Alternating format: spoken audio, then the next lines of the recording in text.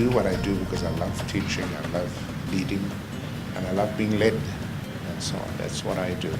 So it's wonderful to be with you, and I always feel good when I'm with teachers. I'm going to upset the apple cart here a little bit because I have a very different view on education from my colleagues. Let me just say this here. You had 3 good speakers. Don't ever invite me to speak when you have 2 such good speakers. And I wish you taught me chemistry. Because the closest whenever I heard the word mass when I went to school, it normally meant a strike, a march. Mass march, mass spectroscopy, or whatever you called it, was not part of it. And I absolutely didn't do well in chemistry. In part because I didn't understand Afrikaans. So the guy taught us Afrikaans, chemistry in Afrikaans. And it's not my own language. And so every word came out wrong in my head. Now I survive it, but then I couldn't. And secondly, it just didn't teach well, And it turns out, as you correctly say, one of the most beautiful subjects in the world if we teach it well. But that's true for everything that we teach. Okay, so the other day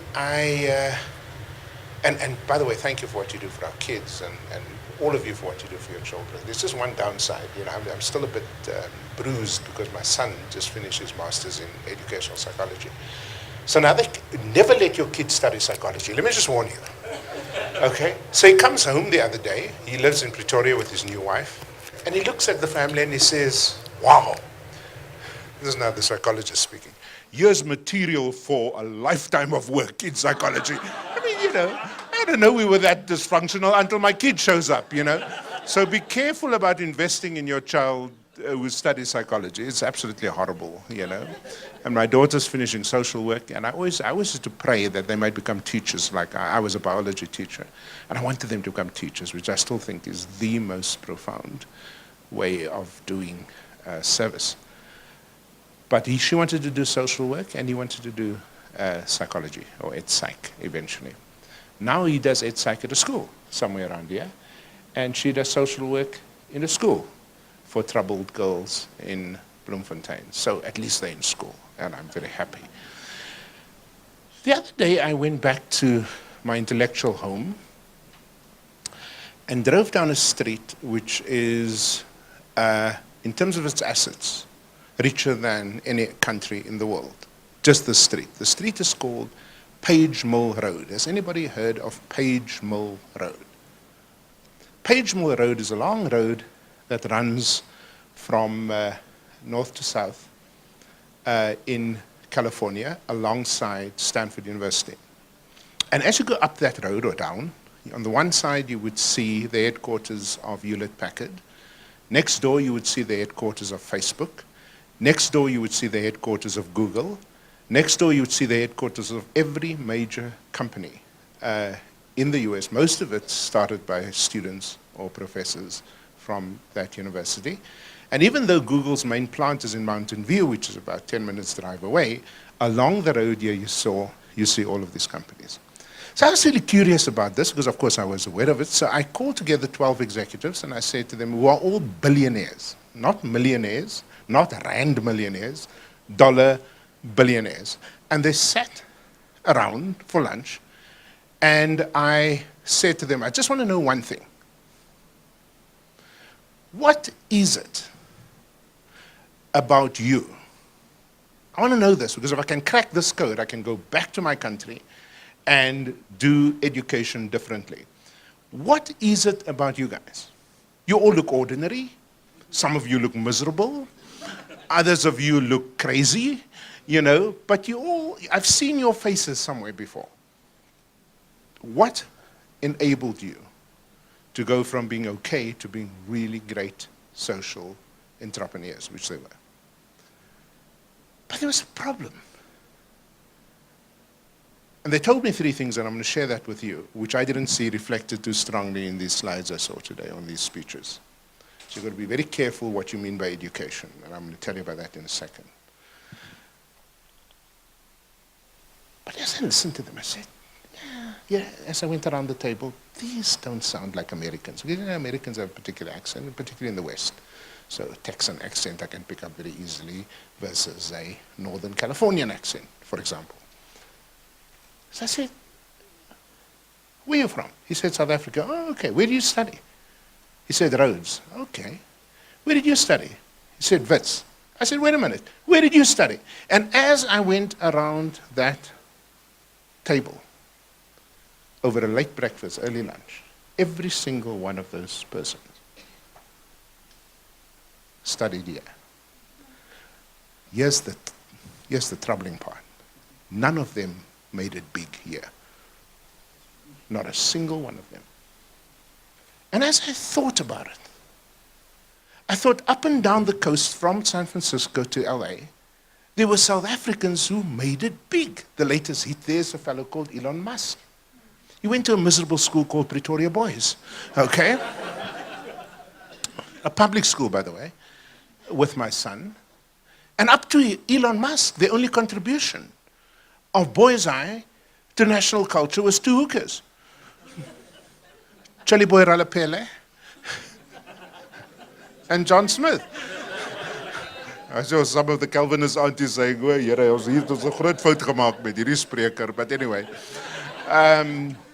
That's it. And now he's been asked to replace the space shuttle fleet with something else that will take us beyond the moon. But he's from here. And 5 of the 6 top executives recognized in the top executive magazine there in that West Coast were all South Africans. The head of the business school, the most prominent business school in the world, is from Cape Town. And I can tell you, Jonathan Burke, the most amazing finance professor you'll find anywhere in the world with all sorts of honors from the university. This is just in the Silicon Valley. Is from here. So I said to them, what is it that they do here? Because I knew they didn't make it big here. Margaret Marshall, the most famous judge in the history of Massachusetts, is from here. Why did you make it big there and not here? And this is what they said. I'm summarizing and I'll be paraphrasing. Number 1, and this is, if you send your kid to school, these are the 3 things you should look for. Number 1, they said, they think differently about time. I can tell you now, this is the laziest bloody country in the world. Did you know the top 20% of kids in Kenya do much better than the top 20% kids in South Africa? Did you know that? If you just take conventional measures, test results. It's a fact. I can show you the data. And we spend much more money on education, and you spend much more money in terms of private contributions to education than the average parent in Kenya. And yet they do. So what is it? Said they think differently about time. We're lazy. Now, I don't want to sort of stay my welcome in California, but I was early for the flight by about 3 or 4 hours. So I'm sitting there, the restaurant, and I'm watching the people who carry the bags from the depot to the plane, the 100 planes on the tarmac. Do you know what? In those 3 hours, I didn't see anybody stand still. When we landed here, I looked out of the window of the plane. There was a guy sleeping under the plane, sleeping at 10 o'clock. Now, here's my question. Physiologically, how do you sleep at 10 a.m. and under a plane? They would say, go check. Just next time you go to a wartime boat, just go and check. The hands are in the pocket, lying backwards, figuring out how to rip off your luggage the next time it comes through. That's what the guys do. And there is no energy in this country. There is no, I always amazed when people say, Professor, where do you get your energy? I said, what the hell do you think they pay me for? But I blame my mother. I blame my late mother. She told me if you get a check, you must work. She is to blame. But they think differently. So when these guys say, and you must have watched these American programs, and they say, we pulled an all-nighter. In South Africa, it means you slept with someone. That's not your wife. There it means we worked through the night. Here, God help you if you say to teachers who belong to SATU to stay for 10 minutes after school, all hell breaks loose, I know. And so the children learn. There's nothing wrong, by the way, with the kids. I will say this in any country. The kids are not our problem. Don't talk to me about dysfunctional kids. I've not yet met dysfunctional kids. I've met dysfunctional parents. I've met dysfunctional priests. I've met dysfunctional everything else. I've not yet met a dysfunctional kid. The kids are fine. But we lead them poorly. And one of the ways in which we fail our children is because we are... some words in Afrikaans are not translatable with the same impact. Have you heard of the word slapgat? There's no English word for this, slapgat. And so on. We're just a slapgat culture, a lazy culture. At the University of Pretoria, where I used to work, at the University of Free State, where I used to work, the most dangerous place and time is 4 o'clock at the main gate. Oh my God. It's as if somebody announced a bomb in the working buildings, and people rush for that gate as if it's the end of time. We are a lazy culture. People always say, why do you work so hard? And then the one that I really liked, people were saying, where do you get time to write? You run a university, you're working with 25 schools on a turnaround project, you're doing motivational talks to, all sorts of people, you're doing your own research project. Where do you find time to write? And my standard answer on that one? I said, I only like 2 things in life. One is writing, and one is eating, as you can see. Nobody has ever asked me where I find the time to eat. The point being, you do what you love, and you make the time for it, and so on. But it is a lazy, bloody culture, so they think differently about time. Now, the way your children will learn to honor time is when you honor time in the way you work. If you're lazy, they'll be lazy. If you think twice about going to work, they'll think twice. If you shut off at 4 o'clock, they'll shut off at 4 o'clock. Your sense of duty. My mother worked her, what's the expression, the skin off her hand. She really did, as an orthopedic nurse. She never slept. And I learned the value of work from my parents. Working class, suckle, all of those things. But that's what I learned. So the reason a lot of kids fail at university, let me tell you something, is they don't understand what it means to work. They've parroted a lot of stuff at school. They got 90%. Let me tell you something, the most dangerous kid at university is somebody with 90%. I don't take them, I send them to Wits.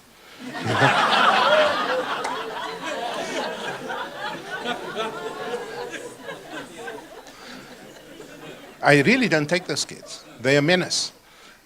So the first problem that we have is that in those contexts, those same South African graduates learn to think differently about time. Number 2, they tell me, and I'm paraphrasing, they think differently about talent. In other words, in South Africa, to be smart is to work hard and get 90%. In South Africa, it is, as I suggested earlier, to memorize. In South Africa, it means to know those equations back to front. But that is not education. That's something else. And so the kids that you must value, the kids I want to take are the kids who average 60% because they know what it means to work to get 60%. I remember there was a kid at the Hoërskool Menlo Park. I'll never forget this. Those were the years in which you could take any number of subjects. And he got distinctions, A's, in 19 subjects. Do you remember that? It was in the Pretorian. 19 subjects. I was lying on the beach in Fishhoek when the results came out, and I saw the story, and I called Karen Lazenby, who was at that point the head of marketing, and said, Karen, as die man deur die hek kom, jaag hom weg. Chase him away. He's a danger. What's he trying to prove? That's why I don't trust people with more than 1 doctorate. What are you trying to prove? That you're clever? People with more than 1 doctorate typically have serious psychological problems. I said that the other day, and there was a guy with 5 doctorates. Oh my God, it didn't go well after that, But it's true. What are you trying to prove? That you can do another doctorate? Remember, a doctorate is simply a license to say you can do research at a particular level. Why do you need 5? Write a book instead. So we've got the metric wrong. The metric is not how well you do in these standardized tests of achievement. The metric for these guys is, can you think? I love the other day I met with Bill Gates. He's a real jerk. But I sort of went to meet at him with the most unfortunate name of the one and only in Cape Town. And you know, his standard response to everything is, what's the next big thing? And I like that. What's the next big thing? In our innovation hub at the university the other day, I sort of failed a whole lot of students. I said, don't come with an innovative idea that A is not technology-based and B is something that somebody else thought about. What do you have to say that is completely different, original? And what are you prepared to risk? So the guys tell me, in terms of how they see talent, failing in 9 out of 10 projects is fine, provided one works. South Africans give up after 2 or 3. We just get it wrong. And so I would like to see a courageous kind of education that doesn't depend. I remember when my son matriculated at Boys High, the principal was very upset with me because I announced that I would want to give, this was Bill, I wanted to give to the school, because I got sick of these trophies. You know these bloody trophies? I hope your school doesn't have them. There was a trophy for 90% in physics, a trophy for 100% in mathematics. There was a trophy for tuck shop duty. There was a trophy. No, I'm serious. I'm dead serious. I am dead serious. And so I said to the principal, it took him 2 years to decide, and now it exists, because they send me the prize winner's name every year. I said, I want to give a trophy for a kid who's unpredictable, who thinks out of the box, who questions authority, who is the most likely to come up with a solution that nobody thought before. I wrote a whole long thing out. You can ask them to send it to you. That's the kid I trust with the future, not the 90%. And every year they give out this, unfortunately they gave it in my name, but what about that? Isn't that education? Isn't education the kid that takes shortcuts? Alison Keeter will tell you that most kids who struggle with mathematics, who hate mathematics, had a bad experience with mathematics in their earlier years. And I know that from my daughter. When I said to her, when she discovered she can solve a problem in mathematics in a Durban school at Westfield Junior, she discovered she can solve this problem in 3 steps and not in 4 steps. The teacher humiliated her in front of the whole class. I said 4 steps. That's good South African education.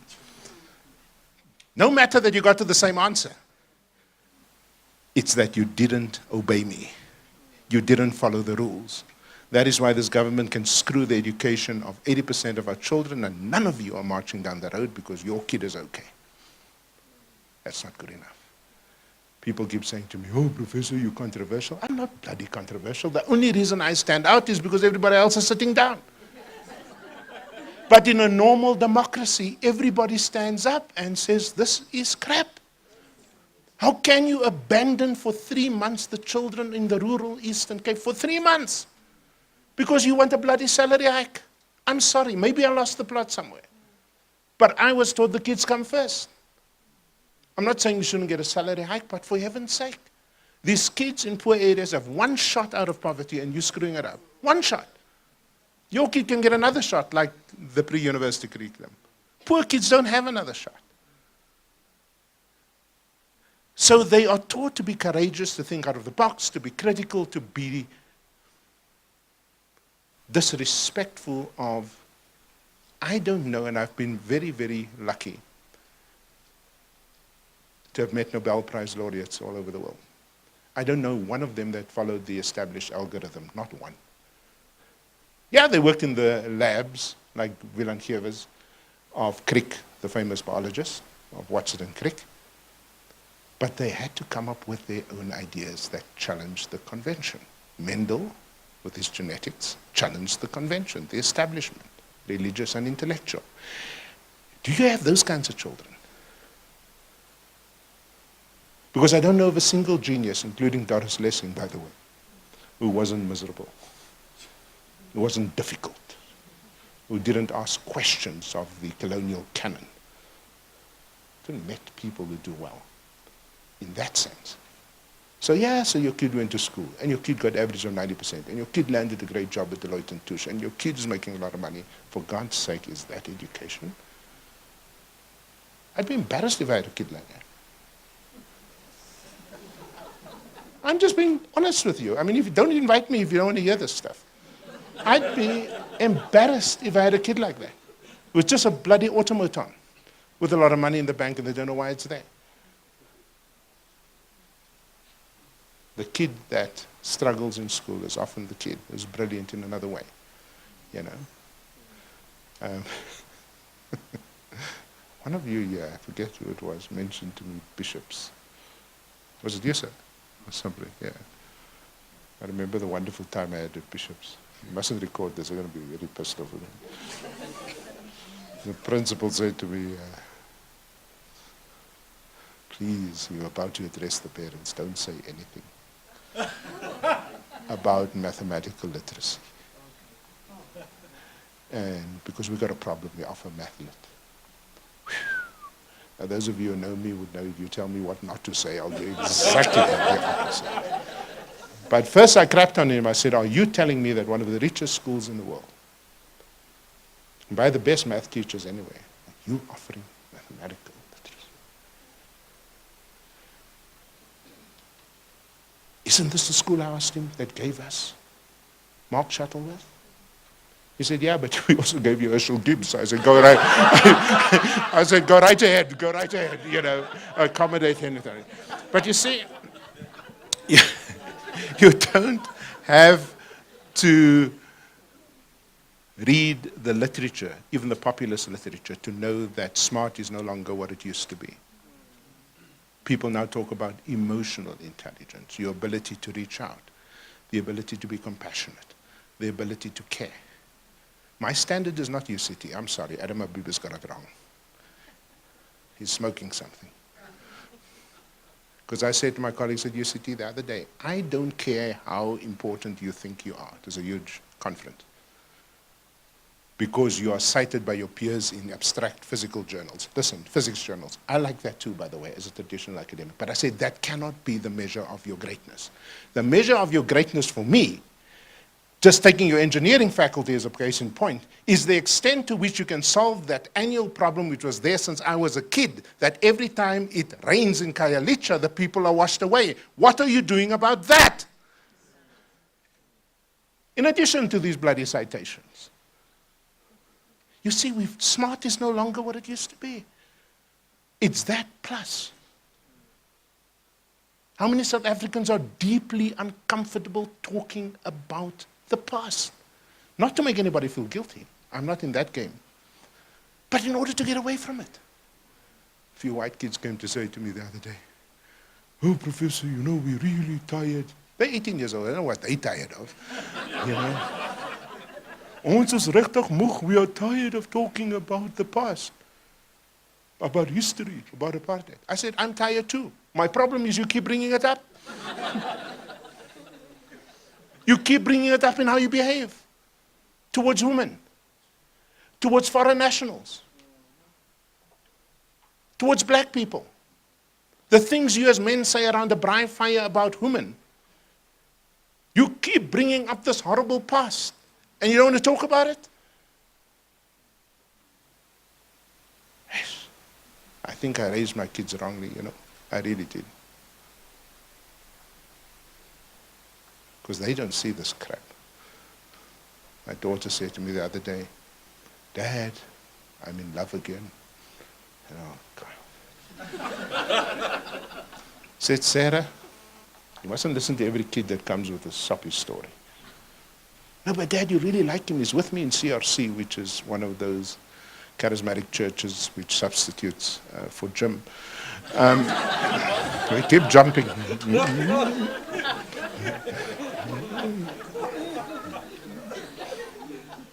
No, seriously, go there. You can cancel your Galaxy contract. Swinging from the chandeliers and so on. And my daughter's very involved in the church. You know, I met him at church. You really like him. I said, what else is there about him I should know that you think is good? She said, well, he can teach me Zulu. He's from Belito. I said, okay. And she says, only a daughter can do this to you. And she says, I think you might be bisexual. I said, listen, even I have my limits. Even I have my limits, But you see, the kids are better than us, provided we teach them that smart is no longer these standardized tests of achievement. That's not the only thing that counts for smart. Because you can be a bloody bully and a barbarian and a sexist and a xenophobe. You can be all those bad things with good marks. I've seen it. I have seen this kid. Very good schools. They don't know how to behave in the presence of women. They're scared when they see gay people. Smart is Mandela, who not only, forgive me if you heard me say this before, but one of the things I really admire about Nelson Mandela was his statement from the dock. And I wrote about this in the Times, that his opening line in the statement from the dock, when there was a good chance Percy Yuta was going to get him hanged, his first line was, I hold a bachelor's degree in the arts. But you see, he was on that dock because he cared about you and me, not about black people, but all of us. That's smart. What did our current president do? He went into the rural areas of KZN and he says, you don't have to study, look at me. Look at how far I got. That's not smart. Smart is Nelson Mandela. Smart is the balance between a deep compassion for human beings and getting your degree. So they say to me, first of all, they think differently about time. Secondly, they think differently about what is smart, about talent. And thirdly, he says, they think differently about trust. That is, they trust us to do well. South Africans, given a class of kids, and given a notice that these kids are not good and these are bad, we will treat them as such. We tell our children, we talk our children down all the time. And the big difference between this other culture that they were in is every bloody American kid, when you ask them what do you want to become, they say president. They'll never become president. But in their minds is this notion of I'm good, even when they're not. In South Africa, one of my students came to complain the other day. He was visiting another university where he's taking a course. I won't mention the name of the university. Somewhere in Braamfontein.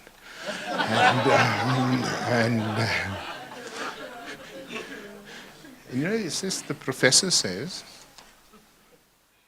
look around you. Look to your left and look to your right. Now this is 2013. One of those kids will drop out by the end of the first semester. A friend of mine went to MIT. He says when he got to MIT, they also said to him, look to the left, look to the right. And he said, oh my God, here we go again. And this is what the professor said. The one on the left might be the president of IBM, and the other might be the president of something else. You see, the expectation set is different. That's why our children fail. Partly poor teaching. We don't have good chemistry teachers.